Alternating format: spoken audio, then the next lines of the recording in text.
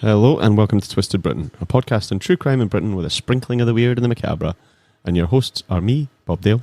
And me, Nadine Royal. We're a couple of friends who met in the pub and developed a friendship based on our mutual love of booze, podcasts and pub quizzes. We met in the Settle Inn in Stirling, and that's where we record. Each week we both tell a story of something twisted, one long one and one short one, and we decide who goes first. Based on the flip of a coin. That's not bad considering we've not done this in a couple of weeks. That's not bad at all. I almost fumbled it there. I was going to say we're a couple of friends who met in the Settle Inn in Stirling, and I was like, wait, no, that's not where that comes. What, we're not friends or we didn't meet here? No, that we're not friends, obviously. No, just mild acquaintances, shall we say. How are you? Yeah, I'm good, thanks. How are you? I'm all right. I'm going to come up front and say it straight away. Those of you that are regular listeners or are on our social media will have seen that we had what I passed off as technical difficulties. Yeah, I don't know what happened. So we lost my first run through of this long story, which was recorded 3 weeks ago.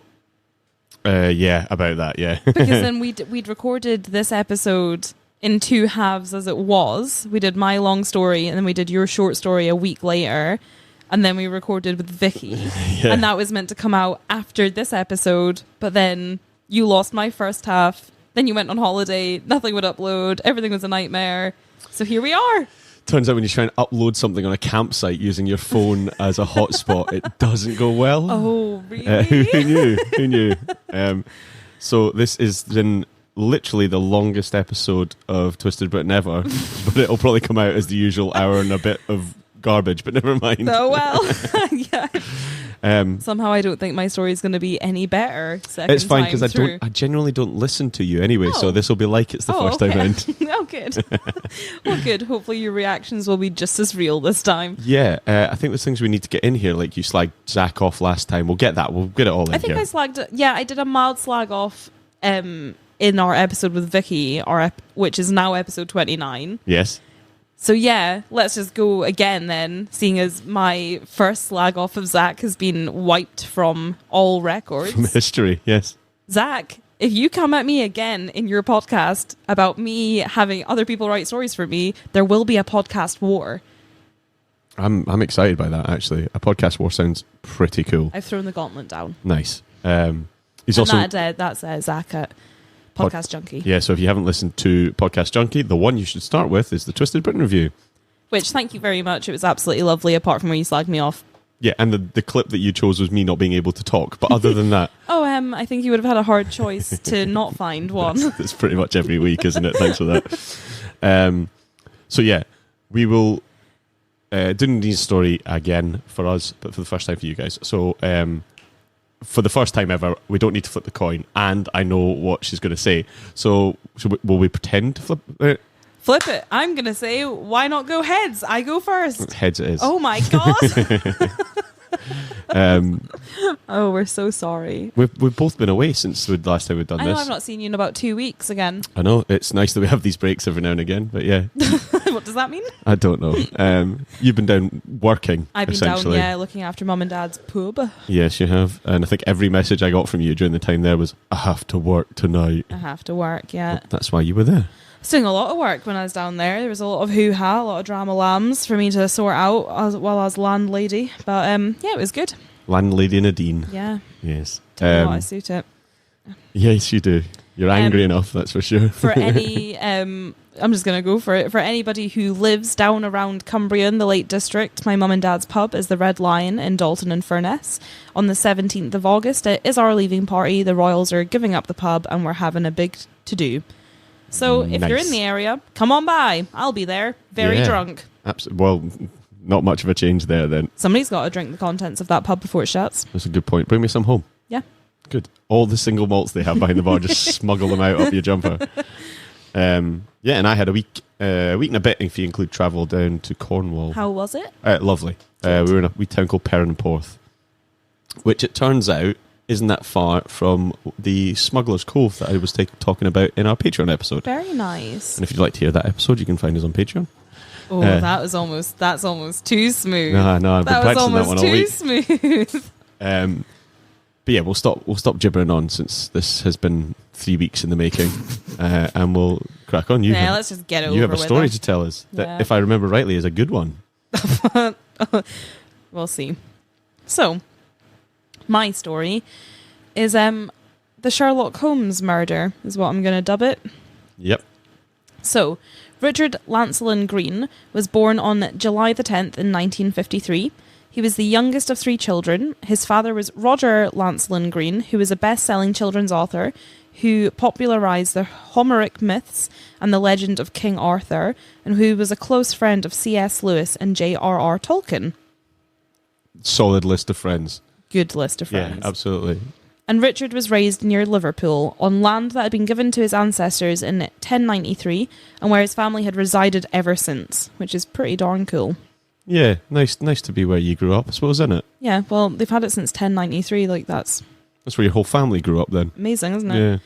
Green was the world's foremost expert on Sherlock Holmes, and believed that he'd finally solved the case of the missing papers after working on it for 2 whole decades. That's a long time to spend doing one thing. I presume he did anything. I presume he did other things at the same time, but yeah. I'd imagine so. He'd been looking for a trove of letters, diary entries and manuscripts written by Sir Arthur Conan Doyle, who is the creator of Sherlock Holmes. The archive it found was estimated to be worth nearly $4 million and was said by some to carry a deadly curse. Ooh. Just like the one in the story of the Hound of the Baskervilles. Very good. Mm-hmm. So the papers had disappeared after Conan Doyle died in 1930, and without them, Green had not been able to write a definitive biography which he was determined to complete. Many scholars feared that the archive had been discarded or destroyed, and its whereabouts had become a mystery as interesting as any Sherlock Holmes story. I would hope it is. It's that related to all that. It's good, isn't it? Yeah. Good old mystery. Who doesn't love it? So not long after Green started his search, he discovered that one of Conan Doyle's 5 children, Adrian, had stashed the papers in a locked room of a chateau that he owned in Switzerland. Ooh, chateau. Chateau. Green then learned that Adrian had snuck some of the papers out of the chateau without his siblings' knowledge, hoping to sell them to collectors. In the midst of this scheme, he died of a heart attack, which gave rise to the legend of the curse. After Adrian's death, the papers apparently vanished. Ooh. More intrigue. I feel like there's going to be a lot of ooh. Yeah. For years, Green continued to sort through evidence and interview relatives until one day he found himself in London on the doorstep of Jean Conan Doyle, the youngest of the author's children, who had become an officer in the Royal Air Force and was honoured in 1963 as a Dame Commander of the Order of the British Empire. So she's done pretty well for herself. Incredible. Yeah. Conan Doyle's other kids hadn't done so well. Adrian had joined the British Navy and had been kicked out for insubordination, and Dennis was a playboy who had sat out the Second World War in America. Like one of those, is deserters the right word? There was a load of them that buggered off to America. I don't know if he was like really a deserter as such. I think a deserter is when you've actually been in the war and then you like flee it. Yeah. But he just didn't join in at all. He was just a desert. A dessert. Dessert. A pavlova. I was trying to think of like a little, like or a Viennetta. A Viennetta. We're going posh here. I love a Viennetta. I love a Viennetta. Don't give him that. You're only allowed 2 bumps though. Do you know what don't I like? What are those little caramel jellies? A caramel jelly? Yeah, it's like this little horrible... A wibbly wobbly one? Yeah, they're horrid. I don't know. Well, he's one of them. So Dame Jean invited Green into her flat and began sharing her memories as well as some family photographs. She asked him to return, and one day she showed him some boxes that had been stored in a London solicitor's office. The boxes contained part of the archive. Ooh. Were you waiting for that one? Yeah. Dame Jean informed him that, because of an ongoing family dispute, she couldn't yet allow him to read the papers, but she said that she intended to bequeath nearly all of them to the British Library, so that scholars could finally examine them. After she died in 1997, Green eagerly awaited their transfer, but nothing happened. That's like the right thing to do with that. I think so. Give it to the library, to the museum. Well, just like the British Library, is that not? Is that what I said? I did say the British Library. Yeah. Oh no, that'd probably be right. Yeah, it's like a museum library. Yeah. Same thing. Museum library. Wibbly wobbly. Caramel.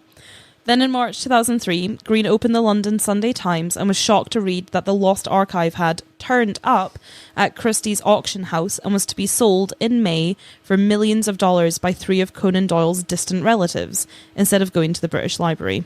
So turned up means somebody was squirreling it away. Mm-hmm. Green was sure that a mistake had been made and hurried to Christie's to inspect the materials. Upon his return, he told friends that he was certain that many of the papers were the same as those he had uncovered. What's more, he alleged, they had been stolen, and he had the proof. Ooh. Over the next few days, he approached members of the Sherlock Holmes Society of London, which Green had once been chairman of. He alerted other so-called Sherlockians, including various American members of the Baker Street Irregulars. Nice. So good. They've definitely got a badge.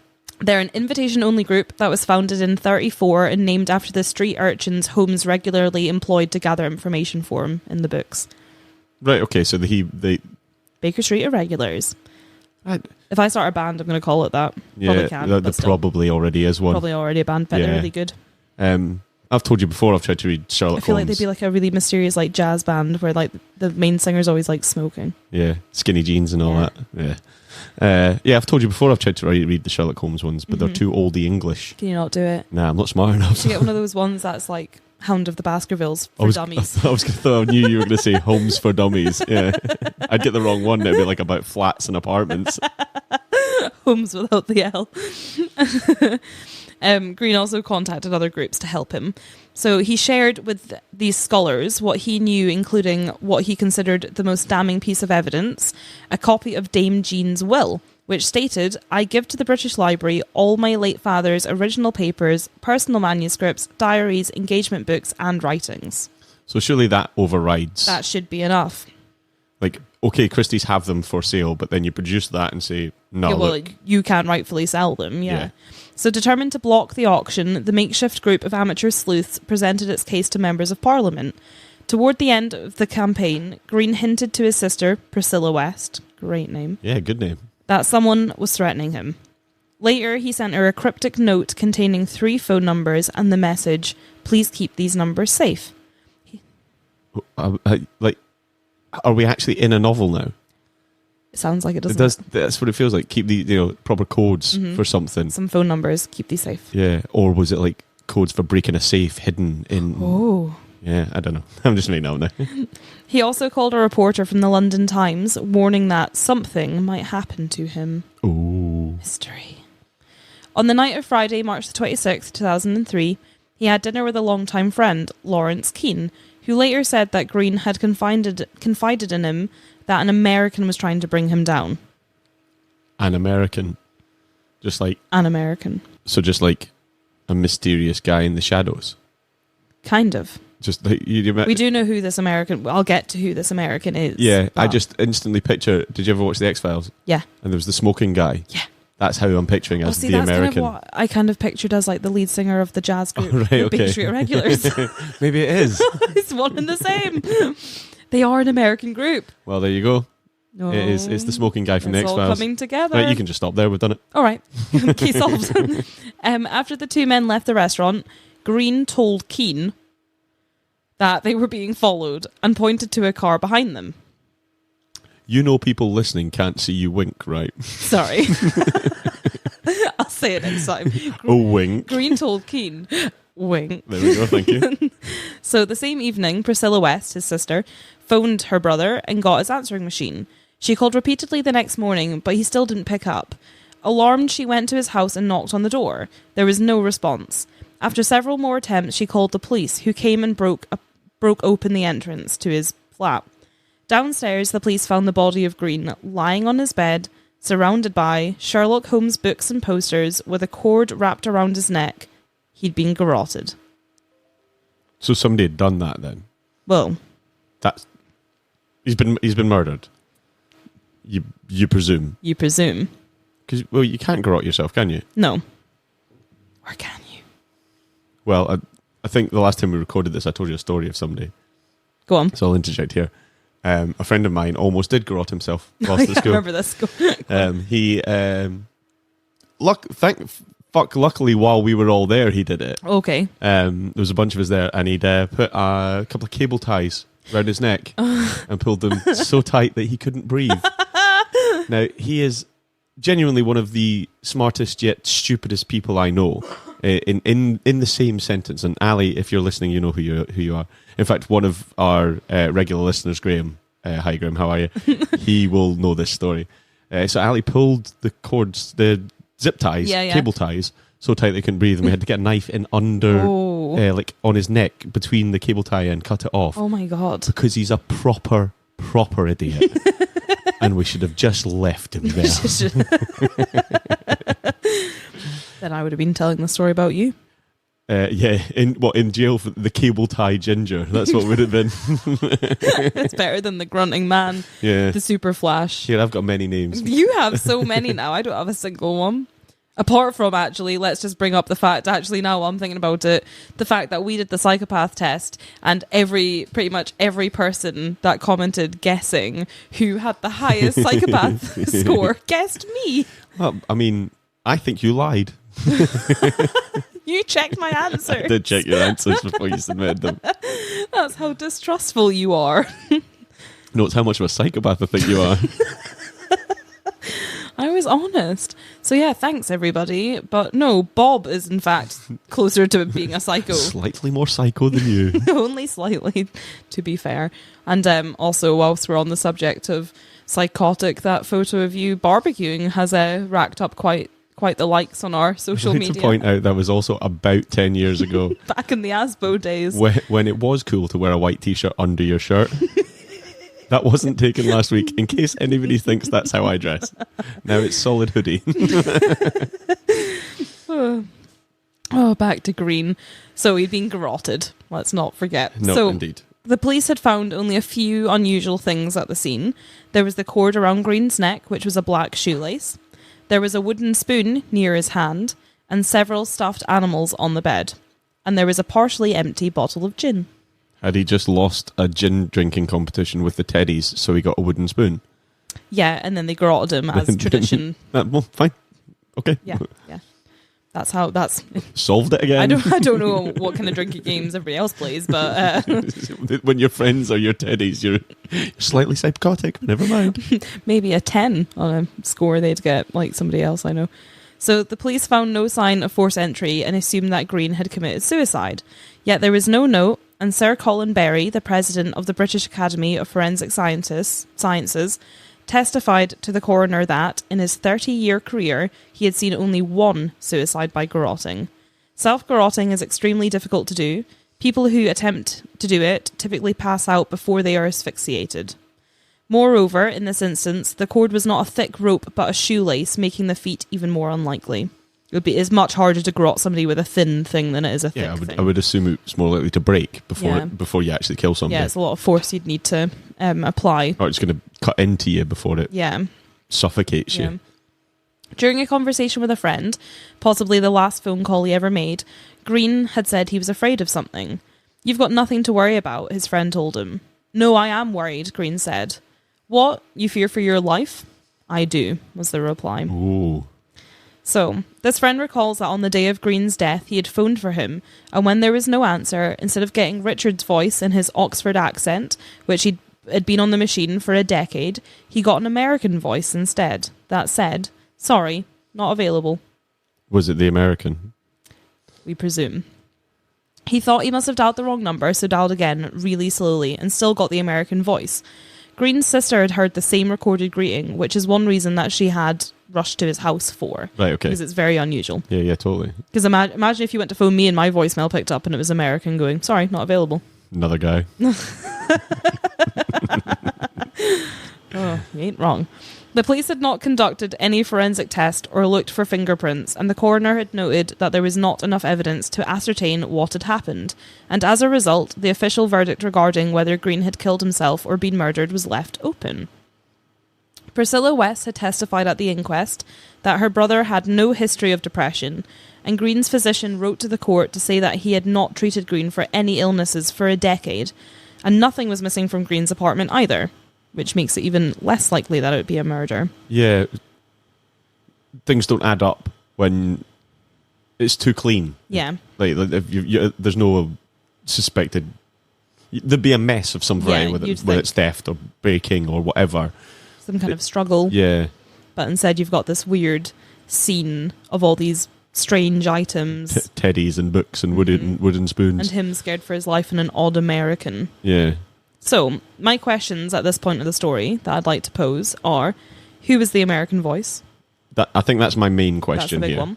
Why were they on his answer machine at all? You know, odd thing to do. Even if this like American person is the murderer, why change the voicemail message? Odd thing to do. Yeah. Sorry, Unless like, you I'm knocked just it off the table and panicked, like, shit, I have to delete the message. What? Just while sorry, I'm just catching Yeah. up, not catching up here. I'd forgotten you'd said it was on his answer machine. I'd assumed you'd meant one of the telephone numbers. Oh no, that they'd no, given. no! They just were phoning Green's house. Oh well, that's the murderer. But why? Why change the answer machine? What's the point? Don't know. Exactly. Whose phone numbers had he given to his sister? Is another question. So those are the Yeah. ones I meant. Yeah. Did he know too much about the archive? And was it a suicide or was it murder? Sounds really odd. Like if these are just letters and documents that were left to somebody, this seems like a really convoluted route to getting. I suppose they were worth a lot of money, though. Yeah, weren't they're they? worth like millions. Yeah. Okay. It's Conan Doyle's lost papers. Yeah. Fair enough. It's like diary entries and manuscripts and like lost bits of stories and there first drafts. There could and be like background information. Oh, in yeah. Holmes's stories and all Yeah, that kind of yeah, stuff in there, like so it's worth a fortune to millions. to some people. Anyway. Yeah. Yeah. Okay. So another friend of Green said that Dame Jean had done more than just show the archive to him, because he'd actually helped her move them from her solicitor's office. So it turns out his knowledge might have actually been a lot greater than we first thought. So he originally said that she wouldn't show him them because they weren't, like, she wasn't allowed to. Yeah. Okay. And then, but his friend actually says, no, he did see them. So maybe he knew a lot more about the archive than he'd previously let on. So that's like another tick in the box for murder, I'd say. Yep. Absolutely. This friend and Green had learned that Charles Foley, Sir Arthur's great nephew, and two of Foley's cousins were behind the sale, but neither he nor Green could understand how these distant heirs had legally obtained control of the archive. They were both very certain that these relatives were running a scam. This friend was certain that Green had been murdered due to his knowledge of the archive. Well, that to me, that seems like the most obvious. Yeah, the most plausible. His evidence was much the same as everyone else's, that Green wasn't depressed, and he had actually had a holiday planned for the next week. He was meant to be going off to Italy. So, like, you know, why kill yourself a week before a lovely holiday? I don't know, though, that It's a bit... it could be something that is done to put people off the scent. You think? Yeah, I mean, it wouldn't be the first time that somebody's used a forward-planning alibi. Yeah, I suppose. He also hadn't left a suicide note, though, which... Well, that's odd. Considering the scene that he was found in, you'd think there's obviously a level of dramatics there. Yeah. That if he has killed himself, where's the note? Unless he's, like, circled certain letters on the pages. Oh, of all the books around him. maybe. That'd be really cool. He also pointed out that Green only wore slip-on shoes, so it was odd that he'd been garroted with a shoelace. But I find that a bit Yeah. loose evidence. Like, you must have a shoelace in your house somewhere. Everyone's got a shoelace in the Everyone's kitchen got a drawer. shoelace. Yeah, fine. Yeah. I use one as a belt, actually. That new job going well, yeah? Yeah, no, it's not because I'm poor. It's because I wear it for my belt at work. Because when I was younger, you probably should know this, when I was younger, I used to hang around the skate park with my friends and they'd wear shoelaces as belts because when you're trying to do sweet tricks and stuff, if you've got like a big belt on, it's like gets in the way, it like cuts into you and My stuff. tricks were so sweet I could wear a belt. Is that right? Yeah. So I've adopted the same technique, and I did it when I was doing my dissertation and I was out doing my field work all the time, where I wear a shoelace as a belt instead of a belt, because the belt, like if you're like bending over and climbing over fences and like really active, the belt just gets in the way. Stop looking at me like that. It makes perfect sense. Ladies and gentlemen, if you'd like to help a poor podcaster who can't afford a belt, please do take part in our crowdfunding for one belt. I actually do need a new belt. My one's We're not asking you to pay for a it, bit though. tarnished, actually. I'll get you a shoelace, it's fine. I wish I'd admitted that now. I didn't think it was that odd. It's really odd. Oh well, here you are. He also said that Green would never follow wine with gin, as he was a connoisseur, and the partially drank bottle next to his body was evidence of a stranger's presence. Because He wasn't a heathen. Yeah. Right, fine. No, you don't need to describe that anymore, I don't think. Yep. Good, we're all on board. So this friend also gave up the identity of the mysterious American. He was a member of the Baker Street Irregulars. Right. Oh my God, it was one and the same. I forgot. It's been so long. It is the guy. Who worked for the Pentagon in the US. No, Yeah. it is the guy from the X-Files. This is all making sense. I have solved Everything's this. linked.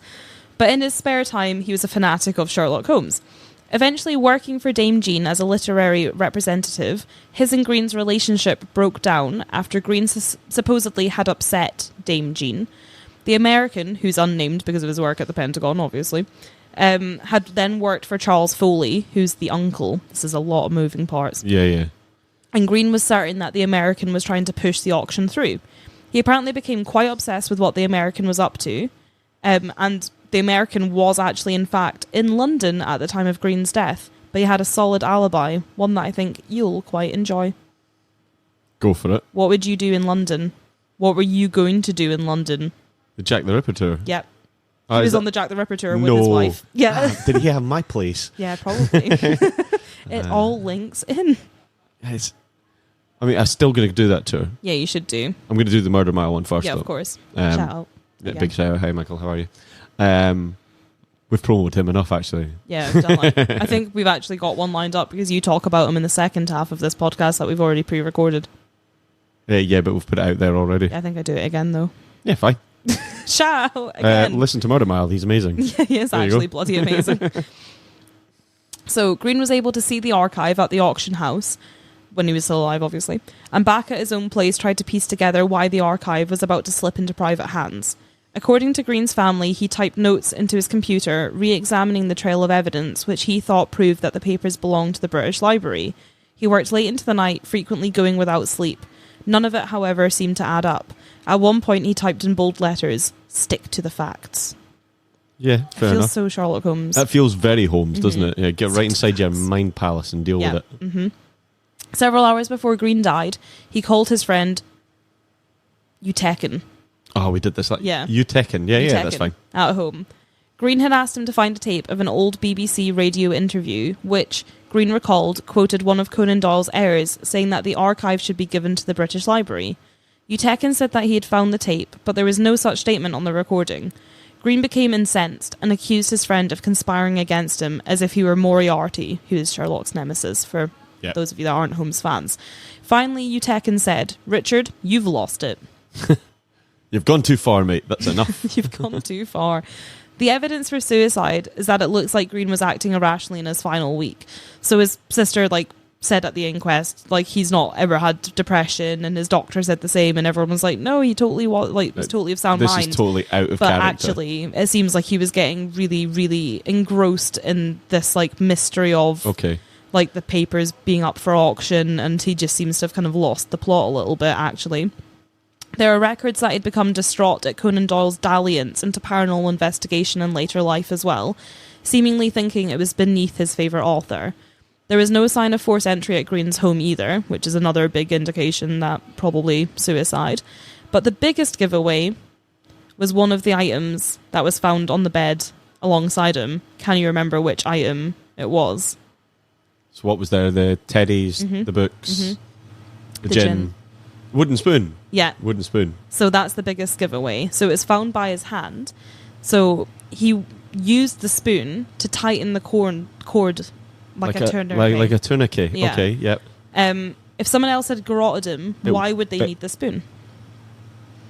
Yeah, but why? It wouldn't have been in his hand if he tourniqueted it himself, because he'd have had to spin it up to kill himself. Been left in there, and it would have still been in the Would it not when he died though? Would his hand not fall away and it'd go and and just fall into his hand? No, just it was by his hand. Nah, I think if it was all maybe. But then if you killed him, why would you use a spoon to tourniquet it? You wouldn't. You'd put it next to him to make it look like you had though. Oh, you flip-flopped back to murder. I don't know. Yeah. Last time we did this, you were quite certain with me on suicide, but you're flip-flopping. The more times I hear this story, the should we do it another time? Maybe. Then you'll. It was Moriarty. You've already accused the teddies. It was. I'm sticking with that. Okay.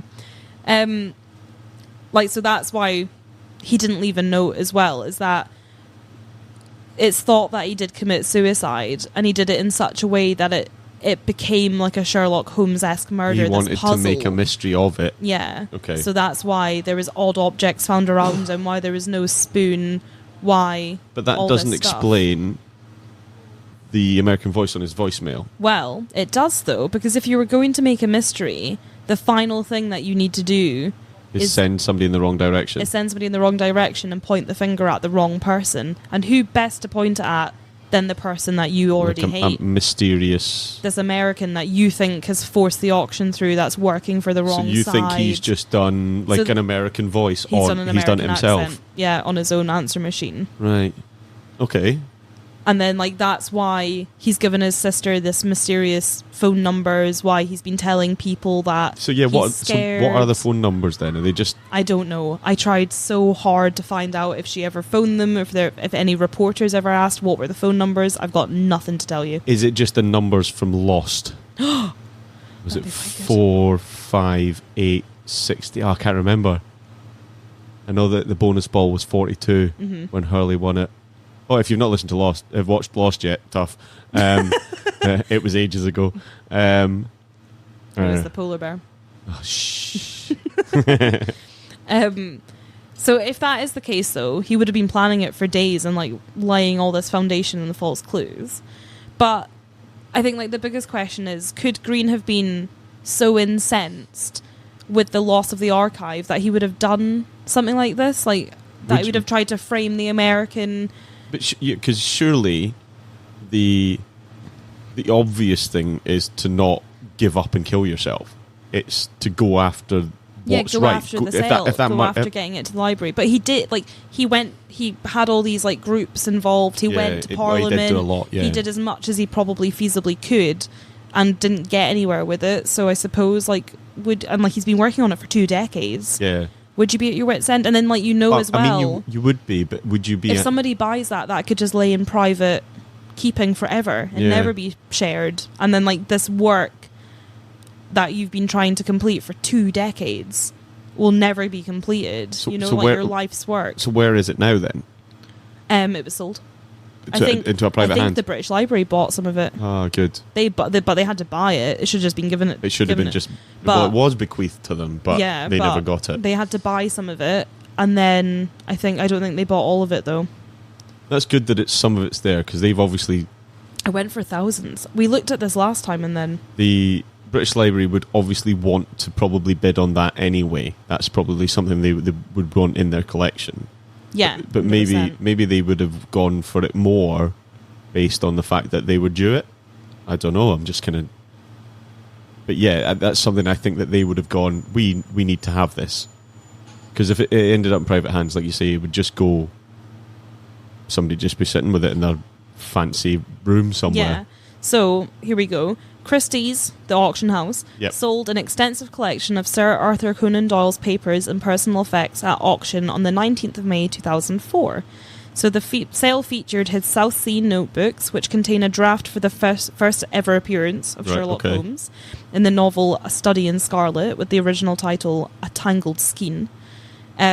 The collection consisted of more than 3,000 items, including unpublished personal letters, handwritten manuscripts, and personal effects like the nameplate Conan Doyle used outside of his medical practice in Southsea. Okay. The sale brought in almost $1.7 million, with the British Library buying over 1,200 documents, so just under half. So they got just under half. Yeah, fine. As long as some of it went there. 1.7 million. That's a proper mystery story, though, isn't it? Good, though, huh? So we'll never know whether he... Not for sure, because they never really did. They didn't do forensics on it properly, because they were like, well, it's suicide. Like, there's not... It was just pushed aside as something... That's an odd one. They're never going to go back to it. It's never going to get solved properly, is it? Shout out to my dear friend Craig for pointing me in the direction of this story. Yeah. Thank Cheers, you very Craig. much. How are Also, you're a knobhead and I hate you. Hi, Craig. I'm a big fan of yours. How are you? Just to even that up there. Yeah, it's a difficult one for me to decide what I think, because the tourniquet aspect of it, I don't think that would have still been in the shoelace. But it wasn't. No, sorry, I do. I do think that. No, sorry. What I meant, I do think You that think would it stay should have been? because if it had spun off, it would like just get stuck against the shoulder or something. I don't know.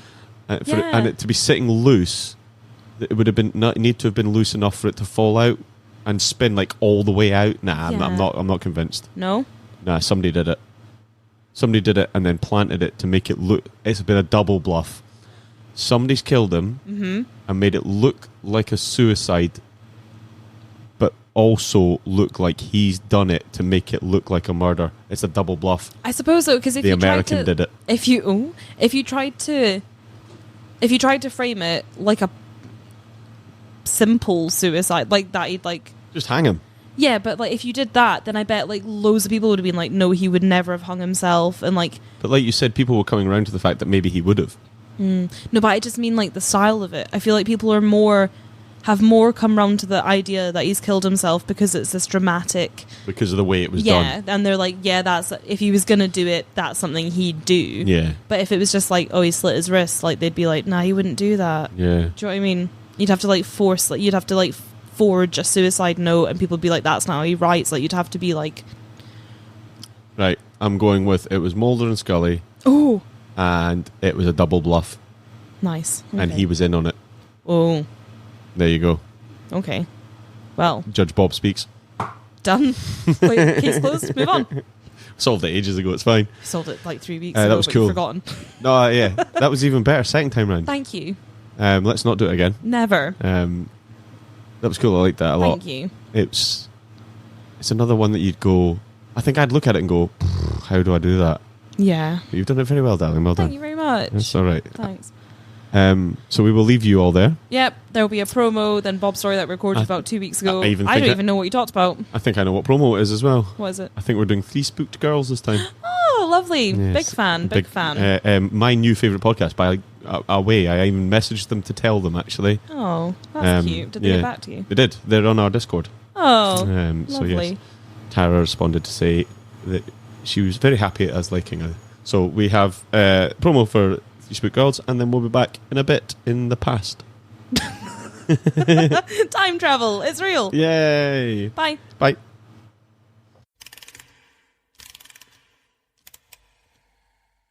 Hey guys, my name is Tara. And my name is Jessica, and together we co-host the podcast 3 Spooked Girls. If you love the paranormal, Or murder. join us every Monday as we tell our listeners about a new spooky tale or true crime case. We'll have a special drink recipe each episode picked out by me for you to enjoy while we scare the hell out of you. You can find us on Apple Podcasts, Podbean, Spotify, Stitcher, or wherever the hell else you listen to podcasts. Come hang out with us and get your spooky on.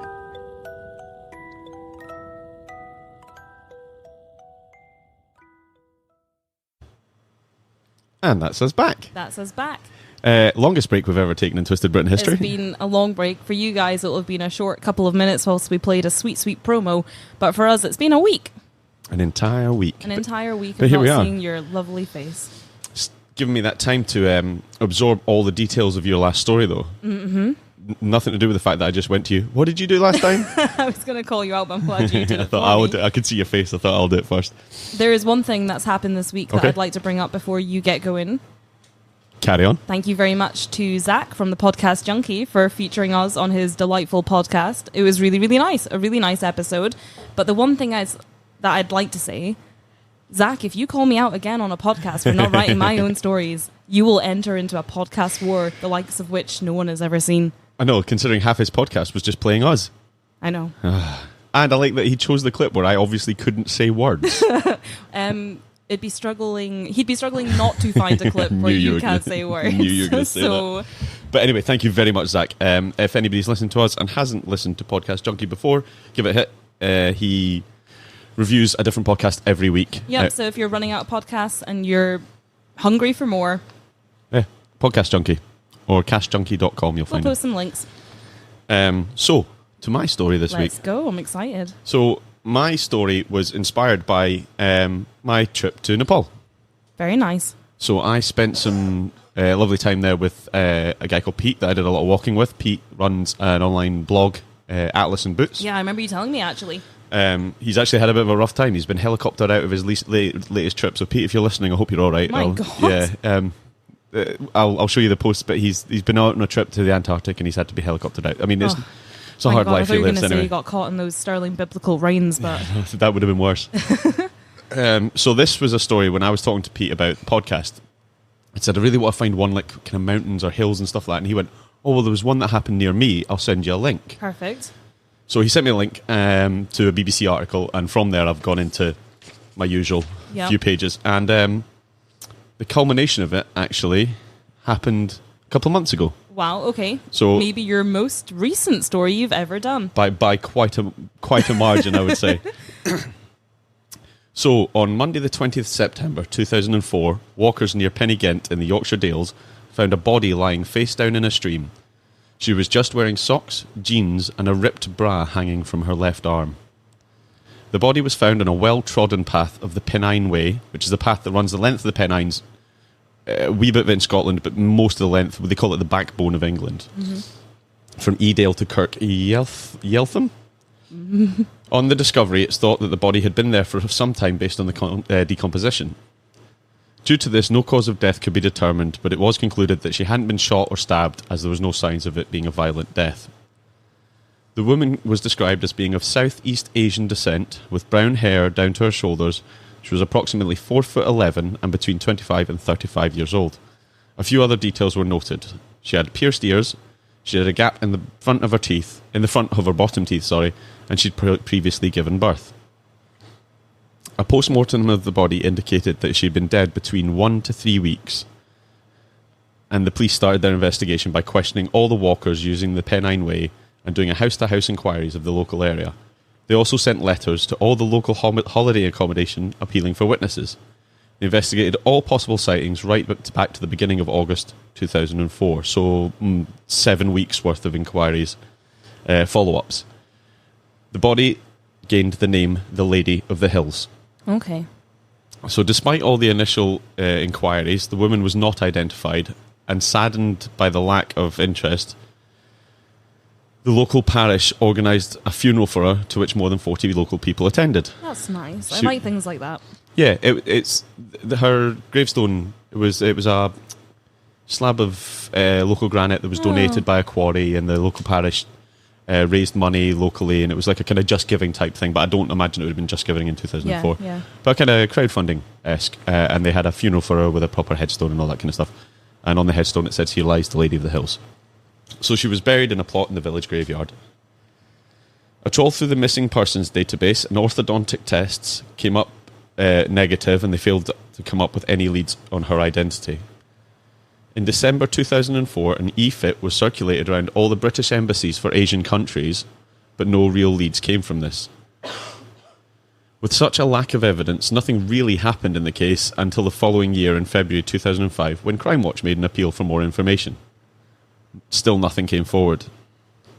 So it was kind of put into a cold case status at this point, because they had nothing other than the body of this unidentified woman. So odd, like nobody's even reported her missing, or... it's very odd, isn't it? Yeah, especially considering where you are, and kind of Pennygent Way is... Now, the Pennine Way is a very well-trodden hill walker's path. Yeah. But it's a very rural part of the country there. Very beautiful part of the Yorkshire Dales as well. And it's odd as well, like you say, that she'd recently given birth, so she's obviously... Had given birth previously. Oh, okay, previous. Well, still, though, she has a child. Yes. Somewhere, Actually, now that you say that, I couldn't find any evidence of where her child is. Ooh. So maybe she'd been pregnant but not given birth, possibly? I'm totally speculating here. I don't know. I'll look that up and I'll put a note on the in the description. So skip forward a couple of years to 2007, and an inquest concluded that there was no evidence of trauma, assault, or drowning, and recorded it as an open verdict. At this point, with no further information coming forward, it was passed to the cold case unit. 2011 saw the police reopen 8 unsolved deaths, of which a couple of them were quite famous unsolved deaths that I'm not going to mention here because I may cover them again. However, still there was no further breakthrough at this time in relation to the Lady of the Hills. It wasn't until 2016, during a cold case review, that authors came up with a new theory that started to look at the possibility that the Lady of the Hills was a Thai bride. Oh. Now, not necessarily a mail-order bride, but it could have been a woman who had started up a relationship with a white man and moved to the UK after they kind of hit it off. Right. So a businessman in Thailand or something like that. So not specifically that stereotypical version of a Thai bride that you think of. Yeah. Because when I was reading this, I was like, oh, mail-order bride. But they specifically say no. This could have been a legitimate relationship marriage. Yeah. But we're going to put it under that Thai bride heading. Okay. Heading, that's the right word. Yeah, Thai bride kind of capsulation.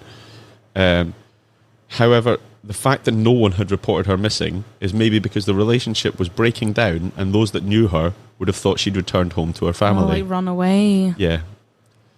So the police's new conclusion is she'd been living in a rural community in the north of England where she'd been murdered by her partner and dumped up on the trail. It's kind of a silly place to dump a body, though. Yeah, it was on a track that was...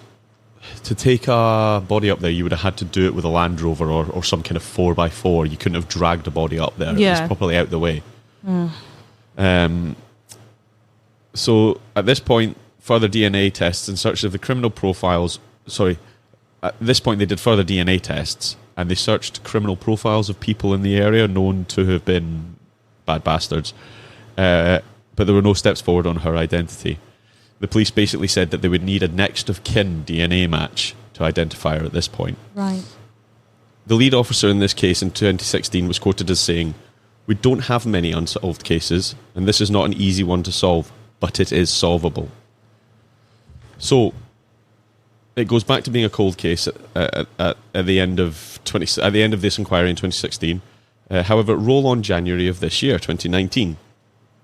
And we have a Thai family coming forward to say that they think they know the identity of the woman. The mother of the family in Thailand stated that she had not heard from her daughter since 2004 and that she had moved to the northwest of England in 1995, having married a man in 1991. So, who was the man she married is basically now what we're looking at. Yeah. No, so that the family came forward in January of 2019 basically to identify Lamdown Armitage, who used to be Lamdown Sikanya. Okay. And they were saying basically they haven't seen her since, or haven't heard from her, since 2004, which ties in perfectly with with the time. the thing. The police did DNA testing, Next of kin DNA testing, and it is definitely the body of Lamdown. Lamdown, I think. Show me. Lamduan. Lamdown, yeah. So it's definitely, so they've identified this woman, and that was only this year that they identified her. So they looked into who she was married to, and she was married to a British lecturer, David Armitage, who has now moved to Thailand. Okay. And denies any involvement in his wife's death. So that was in March of 2019 that they identified her with DNA, and since March till now, all I could find is that he's basically said, "Nah, I had nothing to do with it." Right. However, do you know when he moved to Thailand? A while ago. He's been there a few years. Okay. However, since then, on a wee bit of a happy note to finish it with, more than £6,000 has been raised to exhume her remains from the churchyard in Horton Ribblesdale, where they hold a annual memorial service for her, and they are transporting her remains back to be held as a proper funeral in Thailand. Oh, that's really nice, actually. So that's the story of the Lady of the Hills. That's really sad. Yeah, and it took 15 years. And we talk about these cases where they're like, oh my God, like in the 1870s, they solved that like that so quickly. Yeah. And then you fast forward time to what is essentially now. Mm-hmm. It takes them 15 years to identify a woman that was just found by a bunch of boys out walking. Shit, isn't it? I kept thinking, reading all this, holy shit, could you imagine being out a walk with your mates? Just, I love going hill walking up in the hills, and you just turn the corner and there's this woman lying face down in a stream. With her bra on her arm. No shoes, no nothing. Horrible. Clearly dumped there. That's horrible. Did they have a kid? I couldn't... No. Not that I could see anyway. Not that I could find anywhere. Into that. I didn't look too much into David's story because I wanted to tell her story. Yeah, of course. So I'm gonna hopefully there'll be more of that in the coming months, and we'll find out what actually, because you can't leave it there. Although they've identified him, they can't leave it as, because she's been killed. Yeah, definitely. And the police's statement in 2016 was they think they've been killed by a partner. Yeah. So whether they have to go and have him extradited to bring home to prosecute him or even to interview him or whatever. But I just find it so weird that there's so many things there that I go like, well, you circulated the EFIT round embassies and like, so they must have put one to Thailand. You'd think. Because I would imagine from the DNA testing they'd have been able to go, she's from that part of the world. Yeah.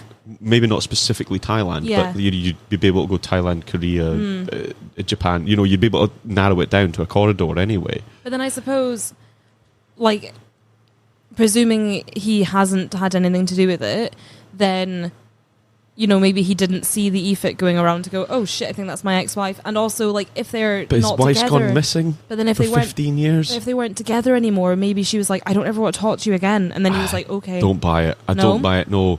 He's lived in the UK after it's happened. They've found let's go with Thai bride for lack of a better term. They found a Thai bride dead in the hills, and him and his wife have just broken up. Yeah. You'd at least go to go and double check, wouldn't you? Because you couldn't just leave that sitting as, it's probably not her. Yeah. There's too much there. It's weird that nobody that knew him and them as a couple, presumably, like, nobody got in contact with anybody. Yeah, I mean, and for a good period of time, like, we all know small town life is small town life. And Did they live nearby? Do you know? To where she was found? Yeah. Oh yeah, absolutely, yeah. Yeah, it's weird. It's an odd one, isn't it? It's a really odd story, and like when Pete sent it to me, Pete was talking about it when we were out in Nepal, and I was like, oh cool, like send me a link and I'll look into it. And he sent me it when I got back, and I read the BBC article, and I went, I don't even know how the fuck to start. Like, how would I tell that? But then the more I read about it, the more it was actually a lot of it was in local newspaper clippings and stuff like that. The Wikipedia page, not that we always use Wikipedia, great starting point, is really like, and that's the end. Yeah. And I just like, and I know anybody can edit that, but there's I've missed something, I think. You think? I think I have. I think I've told that story because it intrigued me, and I said to Pete, like, that's cool, I'll tell you. But I think I've missed something. So if anybody else has heard of this story and is screaming at their car stereo or their headphones right now, Bob, then please do send it to me, because this is one that's really, really captured me, and I really want to know the end of it, because I feel really, really sorry for this woman. Yeah. Because there's no even evidence of how she died. You know, it's faintly reminiscent of the story that when we did the Seeing Red crossover, they told a story about, there was like a woman, I think it was like a headless woman, or a woman's head, or a headless, I think it was like a headless body. And nobody came to claim it. Nobody came to claim her. That's right. And then there was like speculation that maybe she was like this local prostitute that had gone missing, but like just like this body was found, and I think it was the same that she'd at some point given birth as well, and there was just like no information was out, I don't think, ever brought to light on that one. I have to ask Bethan and Mark if they've heard any more on it, but like no information was brought forward as to who that woman was, and I just think it's terribly sad. Like, it's a sad state of affairs if you can be horribly murdered and found. And almost just erased from history, really, aren't you? I think it's horrid. That's the only reason we're recording this podcast, so that this is us forever. This is our legacy. You can't get rid of us now. If I go missing, you'll all remember me. I'll just do your voice, it's fine. Excellent. So like you say, that was a short one for me this week. It was good, though. But I just, like I say, it was one that I went, ooh. So yeah, big thanks to Pete. If anybody's thinking... Hope you're okay, Pete. Yeah, really hope you're okay, man. Send us a message. If anybody's thinking of doing any extreme or adventure tourism, look up Atlas and Boots. Yes. They have a wonderful following on Instagram that we are very jealous of. It's lovely 40-odd photos. thousand. But him and his partner travel the world and blog about it so that we don't have to. And wish that we did. Yeah, but they do really, really good work. And Pete's an excellent photographer and a very good friend. So check them out if you're doing anything. They'll be able to advise you on bits and pieces. However, if you have liked what you have heard this week-long span, almost for us. But this episode, please do look us up on our usual social medias. You will find us on Twitter. Twisted Britain. You'll find us on Instagram. Twisted Britain. You'll find us on Facebook. Twisted Britain. And you'll find us on Facebook in our discussion group called Twisted Britain Discussion Group. Sweet. We can also be found on all your major podcast platforms and YouTube. I was speaking to somebody this week who says we should be making more of our YouTube. Yes. So okay. I've got some instructions on how to make some photos into like a rolling video. Oh, cool. And post it alongside that. So we'll maybe have a think about doing YouTube. We're not filming ourselves for sure. That's not cool. If you have liked what you hear and you want to hear an extra episode a month, you can do by subscribing to our Patreon. You'll find us by... we've got a link on all of our social media sites. Or you can just go onto patreon.com and search for Twisted Britain. Yep. All of our tiers get you extra bits and bobs, but they all also get you an extra episode every month. Yep. That we just released this week. We do have some new patrons that we would like to give a shout out to, which we haven't been ignoring you. We're just really, really rubbish at remembering to do these things. Yeah, hopefully you've received your badges, which I lovingly sent out. So the photo, well done. Thank you. Top class mailing. Nadine is our social media manager, our post room worker, our she does everything but research. So this week we would like to do a shout out to and a big thank you to Nicola G. Nicole, that was. Nicole G. She's holding it up to me and it's really small writing. And a big thank you to Kimberly S. A big thank you to Connor R. A big thank you to KM. And a big thank you to Maggie H. Thank you to Helen M. And a big thank you to Dominic S. Also to Linda B. Linda B. Linda B. And a big thank you to Carl P. Also thank you to Phoebe B. Thank you, Ewan C, who I know from school. So thank you very much, weird. Ewan. Yeah, I actually messaged him on the side to say, what are you doing Patreon? I was like, I love you guys. So big thank you, Ewan. Thank you. And thanks to everybody. Yeah, big thank you to all of you. We're sorry it's taken such a while to give you a shout out. But yeah, thank you for your contributions, and you've been a big part of making Twisted Britain what it is now, and we're hopefully sounding better and you can hear something from it. We'll stop jibber-jabbering on. Next episode it will again be another cool one where we're going to have Vicky join us from Patreon, so hopefully you enjoy that. Hopefully you all enjoyed the last one with Emma, and Vicky is going to join us for the next one. So I'm going to say see ya. Thank you, love you, bye. Thank you, love you, bye. Thank you, love you, bye.